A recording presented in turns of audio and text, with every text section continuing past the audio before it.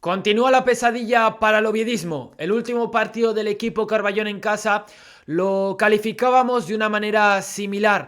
Lo describíamos en concreto de una manera muy directa. Dantesco Real Oviedo. Pues de nuevo podemos volver a utilizar la misma palabra. Esta vez pesadilla, continúa la pesadilla para el oviedismo, un auténtico suplicio lo que está viviendo el aficionado Carballón y lo que está viviendo todo aquel que siente ese vínculo emocional con el sentimiento Carballón. Derrota muy dura en un encuentro donde el Betis, por lo contrario, ha hecho un fútbol alegre, ha hecho un fútbol a un gran nivel, ha conseguido desplegar ese fútbol que tanto desea el aficionado bético y un Betis que ha sido muy superior y que por tanto es justo acreedor de esta victoria ante el Real Oviedo. Derrota contundente para los de Guillermo Almada.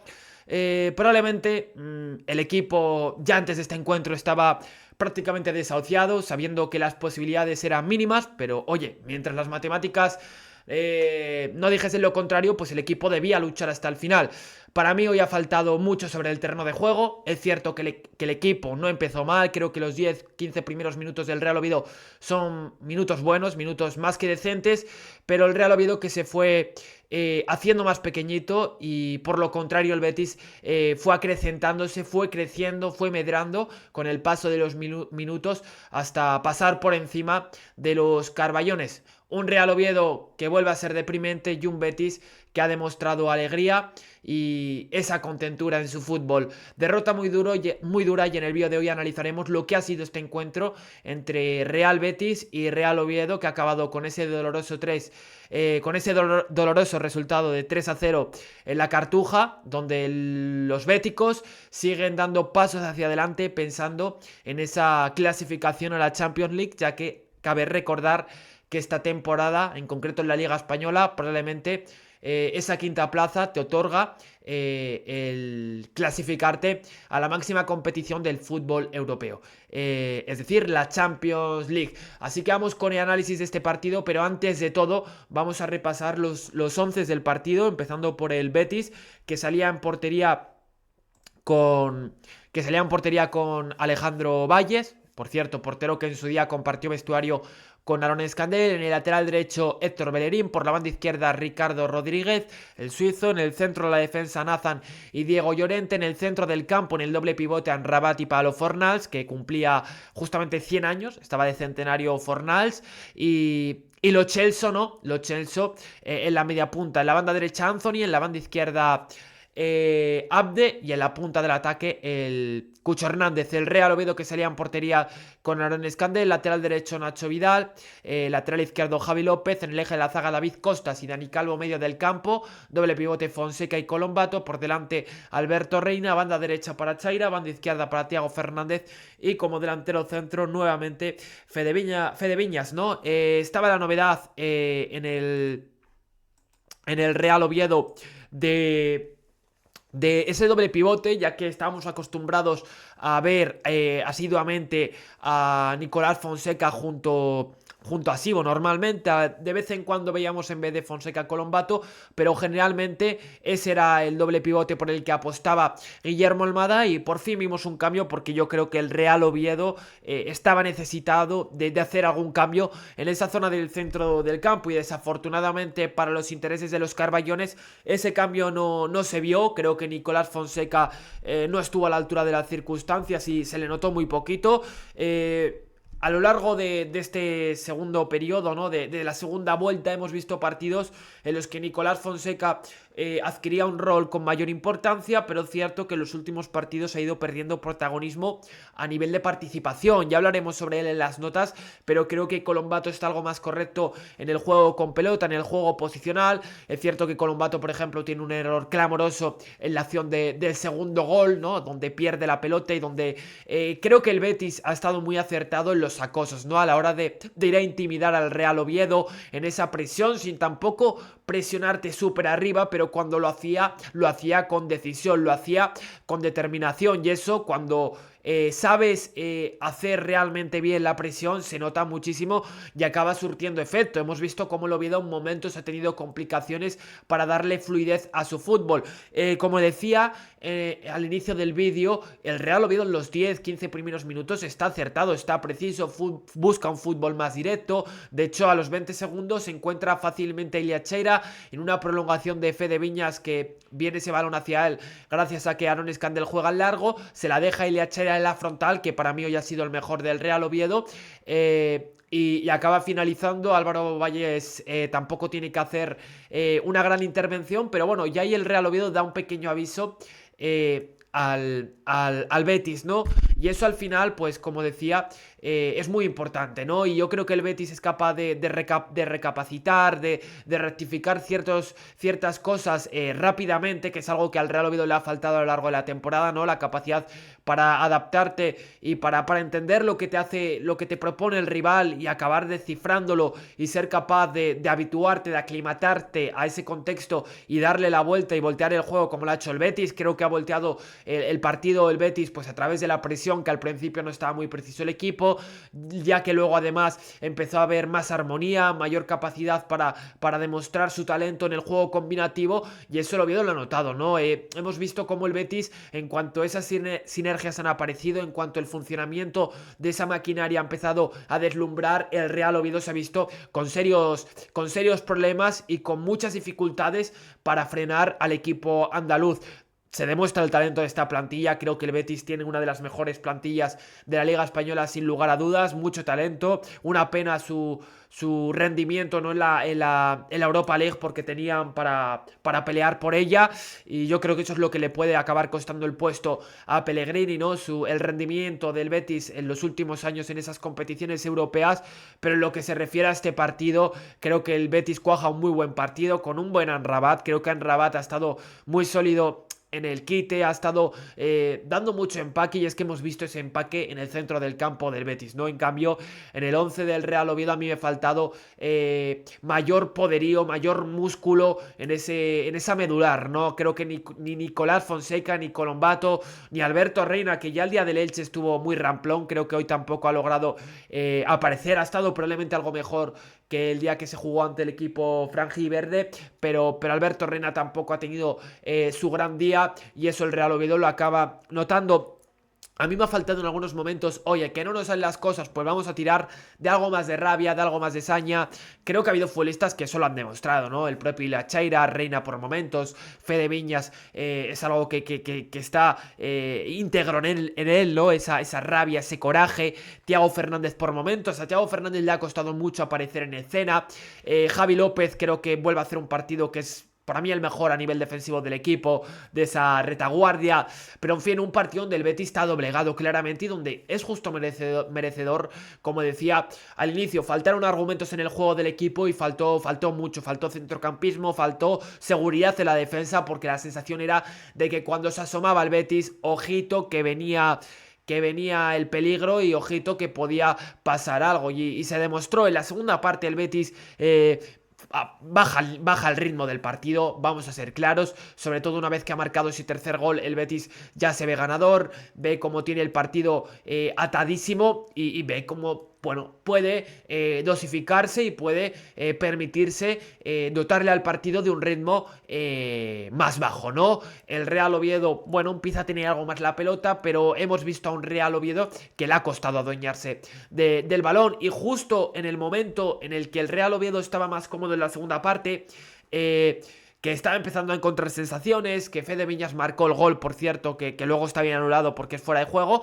pues justo, mazazo, y ya aquí sentenciaba, ¿no? Como decía anteriormente, el Betis con ese gol del Cucho Hernández, ¿no? Que ha hecho un muy buen partido, muy decidido arriba, muy cortante. Creo que hay muchos nombres que podemos destacar del Betis, no solo el Cucho Hernández. Creo que Abde ha estado formidable. Abde, para mí, de hecho, si quitamos los goles del Cucho, que claro, no podemos quitarlos porque es algo muy significativo y que tiene mucho peso en esto del fútbol, ¿no? Pero que al final Abde creo que ha sido un arma letal en este encuentro. Ha sido un futbolista que le ha generado muchos problemas al Real Oviedo. A un jugador como Nacho Vidal, por ejemplo, le ha hecho la vida imposible. Una comedura de cabeza para la defensa del Real Oviedo, y creo que para mí ha sido uno de los mejores, junto al Cucho Hernández, probablemente de lo mejor del equipo. Pablo Fornals, en la primera parte, cuando al equipo le estaba costando movilizarse, ha sido capaz de atribuirle a su equipo de mayor movilidad, de mayor ritmo en el encuentro, y eso ha sido importante. Un Betis que no ha sufrido mucho y que creo que ha sabido mantener muy bien, mantener alejado, ¿no? Muy bien en ese aspecto al Real Oviedo de la portería de Valles, ¿no? Y eso al final pues se acaba notando. Hemos visto que a Fede Viñas apenas le han llegado balones en zonas de la última zona, ¿no? Del terreno de juego, ¿no? En la frontal prácticamente le han llegado balones a Fede Viñas. En el último tercio apenas ha podido intervenir el delantero uruguayo. Ocasiones de remate claras, pues el gol anulado y poco más. Y eso el equipo pues lo acaba acusando. Creo que el Real Oviedo, pues lo he dicho, ¿no? Desacompasado, un equipo inconexo y un equipo que le ha faltado mucha fluidez en su fútbol, y que realmente es una pena, y continúa la pesadilla para el oviedismo. El partido creo que ha sido muy duro una vez que se ha visto que el Betis era claro merecedor de la victoria, y una vez que se ha visto que el Betis ha impartido su discurso de una manera muy tajante. O sea, el Betis ha estado muy taxativo en este aspecto, no le ha dado prácticamente opciones al Real Oviedo, y cuando parecía que podía tener esas opciones el equipo Carballón, cuando parecía que el Oviedo podía intentar acercarse al menos a ese puntuar, va y te anulan el gol, justamente porque es fuera de juego. Por tanto, creo que acaba pesando mucho ese talento, acaba pesando la falta de lucidez que ha tenido el Real Oviedo, que apenas ha tenido esa lucidez el equipo Carballón, y eso, como decía, se acusa mucho y juega totalmente en contra de los Carballones. Un Betis que ha hecho cambios, creo que ha agotado el cupo de cambios. Ha salido Marroca, ha salido Riquelme, ha salido De Osa, a Isco, a Chimi Ávila. Mirar qué cambios. Y en el Real Oviedo hemos visto ciertas fluctuaciones. Salía pronto Cazorla en el 55, salía Sibo en el 64, Hassan en el 64. Yo no entiendo lo de Sibo, honestamente no entiendo qué hace entrando Sibo cuando acaba contrato y no va a renovar, y con un partido ya sentenciado con el 3-0. Yo soy de la partida de que creo que es mejor poner a un canterano para ello, o a un futbolista que sepas que el año que viene va a estar, y sobre todo porque al final Sibo, meta Sibo Guillermo Almada, está claro por qué. Para que no siga acrecentándose esa sangría, para que el resultado no siga aumentando, y para que el Real Oviedo al menos aguante esa desventaja y que no vaya más. Pero yo soy partidario de que creo que en un partido como este, que ya tienes prácticamente todo perdido, y que creo que Sibo no te va a salvar los muebles, pues si tiene que acabar peor, acaba peor. Pero yo soy partidario de darle minutos pues a un Pau Agudín que ha ido convocado, o a este perfil de futbolista joven, que sabes que además el año que viene vas a contar con él, y que creo que Sibo pues a nivel de proposición no te iba a aportar gran cosa, y yo estaba de acuerdo en la titularidad, ¿no?, de este doble pivote, que era noticioso para el oviedismo. Y luego, más allá de Sibo, pues salía en el Hassan, muy poquito de Hassan, un pase bueno al espacio a Alberto Reina, que acaba tapando bien Valles, y por lo demás muy poquito, mucho refinamiento en esas jugadas, mucha floritura, pero luego poca efectividad, y es algo que hemos visto, ¿no? Esa falta de prolificidad en los últimos partidos por parte del extremo franco-egipcio. Y luego Borbás, que de momento su rendimiento en el Real Oviedo nos deja sensaciones muy, muy agrias, sensaciones de decir es un puff absoluto. Creo que es injusto evaluarle por sus escasos minutos, porque al final hay que decirlo, Guillermo Almada ha sido muy parco con él, es decir, le ha dado pocos minutos, pero por lo que hemos visto a día de hoy del uruguayo, muy poquito. Y luego Lucas Aijado, ya en 81, pues poco que hacer. Un Real Oviedo que ha hecho aguas en muchos momentos, y un Betis que ha sido justo ganador y que ha doblegado claramente al Real Oviedo. Buen partido de los centrales, conteniendo bien a Fede Viñas, que a día de hoy es una de las primeras amenazas, muy poca capacidad para amenazar. Y un Ilia Cheira que para mí vuelve a demostrar esa gallardía, esa capacidad para insistir, para mantenerse en sus 13, y un Real Oviedo que por momentos ha estado desgarbado, ¿no? Pero Ilia Cheira, aunque ha tenido momentos de imprecisión, momentos de impacientarse un poquito, creo que vuelve a ser el mejor del partido. Vamos a repasar algunas estadísticas, pero primero nos vamos a ir a repasar lo que han sido los goles y también la jugada, un posible penalti que hay sobre Thiago Fernández, que daré mi opinión, así que os lo pongo ya aquí en pantalla. Y es que aquí llegaba el primer gol del Betis, minuto 21, donde el equipo todavía, el Oviedo, no está tan mal, pero vemos a un Real Oviedo desguarnecido en esta jugada, donde el Betis es capaz de desgranar y de desarticular al equipo Carballón, y cuando está desvalido se nota, y viendo además el talento que tenía el Betis sobre el terreno de juego, ¿no? Vemos aquí que está armando la pierna, me parece que es Antony. Un Antony que juega para Palo Forn... Ah, no, es el Chuc... es Lozano, es el delantero centro, el Cucho Hernández, perdón, no Lozano, que me equivoqué. Es el Cucho Hernández el que va a armar el disparo, pero no. Se la juega, decide optar por darle el pase a Palo Fornals, que le dobla por la banda derecha. Y Palo Fornals que juega hacia atrás, donde Javi López llega algo tarde y no le da tiempo a cortar esa pelota. Se quejaba Javi López de un posible... bueno, de que tenía dañada, me parece que era parte del muslo, pero bueno, no hay nada, a mi parecer. Y un Palo Fornals que jugaba hacia atrás, repito, importante Palo Fornals en esa movilización del equipo bético, y jugaba hacia atrás, y la verdad que el Cucho lo hacía fantásticamente bien, definiendo las mil maravillas. Y creo que aquí falta por ejemplo, mayor capacidad del Oviedo para atosigar, en este caso, al poseedor o al que va a ser el poseedor de la pelota. Y al final, como decía, un Oviedo desarmado y un Oviedo que no tiene capacidad de reacción en un encuentro donde le ha faltado reaccionar y donde le ha faltado ser ese equipo reactivo. Ya que no ha sido proactivo en muchos momentos, pues al menos reactivo, y tampoco ha sido eso. Como decía, aquí tenéis la jugada de la polémica. Para mí debía ser penalti. Ya he escuchado diferentes opiniones y creo que todas más o menos deben ir en la misma línea, de que es penalti a Amrabat, el balón está dentro claramente. Aquí no se ve en esta acción que os doy, pero bueno, en esta toma que os doy, perdón, pero si queréis os vais a internet, vais al partido y vais a ver cómo el balón está perfectamente dentro. Para mí es penalti y inexplicable que no entre el VAR, no lo entiendo. 39, 1-0, podía suponer el 1-1, luego hay que marcar el penalti, pero obviamente todos sabemos que las posibilidades de marcar desde los 11 metros son importantes, y no entiendo por qué aquí el VAR no entra. La verdad, me parece vergonzoso y me parece lamentable, y no quiero excusarme y decir que la derrota del Oviedo es únicamente por esto, pero creo que estamos en todo nuestro derecho de recriminar, en este caso, al estamento arbitral, porque no entran en esta acción, y me gustaría saberlo. Dejó luego muy claro su opinión en zona mixta el entrenador del Real Oviedo, Guillermo Almada. Continuamos con los goles, y aquí con el segundo, ¿no?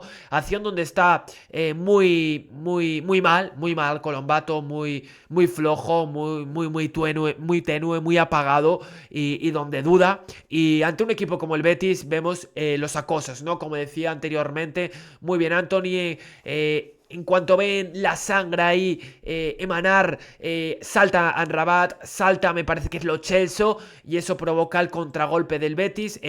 Lo arma muy bien Antony, y Antony que encuentra muy fácilmente el pase hacia Abde. Hay que decir que juega muy rápidamente Lo Celso con Antony, y Antony que sin controlarla mete el pase de primeras, se le va entre las piernas a Dani Calvo, es decir, túnel, caño, como se conoce de toda la vida. Nacho Vidal no llega a interceptar el balón, y al final vemos aquí cómo es un Real Oviedo que se va descuadrando, ¿no? Al final creo que echarle la culpa a un único jugador es difícil, porque fallan muchas piezas, se va desmoronando el equipo. Es como el dominó, ¿no? Que cae una pieza y van cayendo el resto, ¿no? Pues lo mismo. Evidentemente que Colombato tiene gran parte de culpa, pero creo que también el resto, porque no están lo suficientemente contundentes a la hora de cerrar esta acción al equipo andaluz. Y vemos cómo define, entre comillas, a placer Abde, que lee muy bien dónde atacar el espacio. Y el tercer gol viene de un córner que despeja, que Amrabat lanza a su equipo, Antony en el contragolpe, 3-3, y el Betis que vuelve a demostrar cómo es superior al Real Oviedo, desconcierto del equipo Carballón. Aquí surge también por un malentendimiento entre Nacho Vidal y Aaron Escandel, no sé quién tiene la culpa porque yo no estaba presente a unos metros, no estaba a unos metros de Nacho Vidal y Aaron Escandel, no sé si a Aaron Escandel le falta hablar, supongo que habrá hablado. Yo creo que aquí uno de los principales culpables es Nacho Vidal, que se equivoca al despejar la pelota, además la deja en una zona muerta, peligrosa, donde Abde lee muy bien donde detectar a su compañero el Cucho Hernández, y el Cucho Hernández que tira bien el desmarque de ruptura. A Colombato le falta ser mucho más agresivo en ese acoso, y un Cucho Hernández que define con el exterior y marca un auténtico golazo, ¿no? Hasta aquí los 3 goles del partido, y decir que el Betis pues se ha impuesto con claridad, y que ha tenido pues mucha más capacidad para dilucidar y para desgranar lo que ha sido este encuentro. Y por último vamos a analizar ciertas estadísticas y ya cerramos el vídeo de hoy. Así que vamos con algunas estadísticas del partido. 54% de posesión para el Betis, 46 para el Oviedo, 1,54 goles esperados para el Betis, 1,45 como el Oviedo. Creo que el Betis al final ha sabido descifrar muy bien el partido, como decía anteriormente. 3 ocasiones claras frente a una, 10 tiros totales a 16, 5 paradas a 2, 5 a 4 saques de esquina y 9 a 4 faltas en cuanto a faltas, ¿no? Y mapa de disparos, aquí lo tenéis, el Betis y el Real Oviedo, que ha disparado, pero creo que acaba siendo frugal, ¿no? Acaba siendo insuficiente las situaciones de remate que ha generado el equipo Carballón. Y ya para ir acabando vamos a repasar ciertas estadísticas individuales, y ya con esto cerramos el vídeo de hoy. A nivel de ataque, ¿qué podemos decir? Tiros a puerta al Cucho Hernández 3, Alberto Reina 2, tiros fuera 3 de Viñas, 1 de Abde, regates completados 3 de 4 de Javi López, que como decía, para mí a nivel defensivo de esa retaguardia ha sido el mejor, 2 de 9 de Iliacheira, 2 de 5 de Hassan. Acciones defensivas 10 de Nathan, 9 de Calvo, 8 de Ricardo Rodríguez, despejes 9 de Nathan, 6 de Dani Calvo, intercepciones 2 de Alberto Reina, 2 de Javi López, entradas ganadas 6 de Ricardo Rodríguez, up de 4, y pases, toques, bueno, aquí los tenéis los toques, tampoco le voy a dar mucha bola a esto.